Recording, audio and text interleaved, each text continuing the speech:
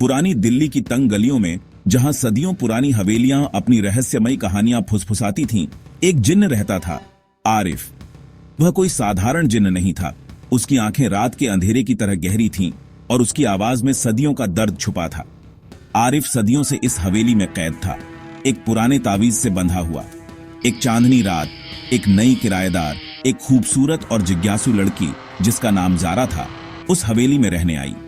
Zara एक लेखिका थी जो अपनी अगली डरावनी कहानी के लिए प्रेरणा की तलाश में थी। पहली रात जारा को अजीबोगरीब फुसफुसाहटें सुनाई दी। उसने सोचा कि यह पुरानी हवेली की दरारें होंगी, लेकिन जैसे जैसे रात गहरी होती गई, फुसफुसाहटें तेज होती गईं, मानो कोई उसके कानों में बोल रहा हो। अगली कुछ रातों में जारा ने और भी अजीब चीजें अनुभव की। कमरे में ठंडी हवा के झोंके महसूस होते, दरवाजे अपने आप खुल जाते और कभी कभी उसे एक उदास साया दिखाई देता जो दीवारों से होकर गुजर जाता था। एक दिन हवेली के पुराने सामान के बीच जारा को एक धूल भरा संदूक मिला। उसे खोलने पर उसे एक पुराना तावीज मिला जिसके ऊपर अजीबोगरीब नक्काशी बनी हुई थी। जैसे ही उसने तावीज को छुआ, उसे एक ठंडी लहर महसूस हुई और कमरे में एक गहरी उदासी छा गई। उसी पल आरिफ जारा के सामने प्रकट हुआ। वह एक लंबा और शक्तिशाली जिन्न था, लेकिन उसकी आंखों में दर्द और अकेलापन साफ झलक रहा था।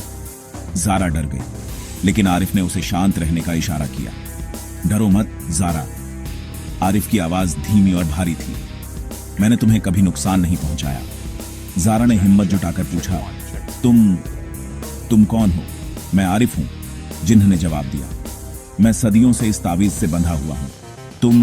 तुमने मुझे आजाद कर दिया। जैसे जैसे जारा और आरिफ ने एक दूसरे से बात करना शुरू किया, उनके बीच एक अजीब रिश्ता बन गया।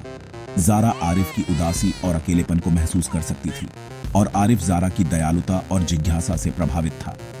धीरे धीरे यह अजीब रिश्ता प्यार में बदल गया। एक इंसान और एक जिन्न के बीच का प्यार जो सदियों की बंदिशों और डर को तोड़ रहा था। लेकिन उनका प्यार आसान नहीं था। जिन्न और इंसान का मिलन प्रकृति के नियमों के खिलाफ था।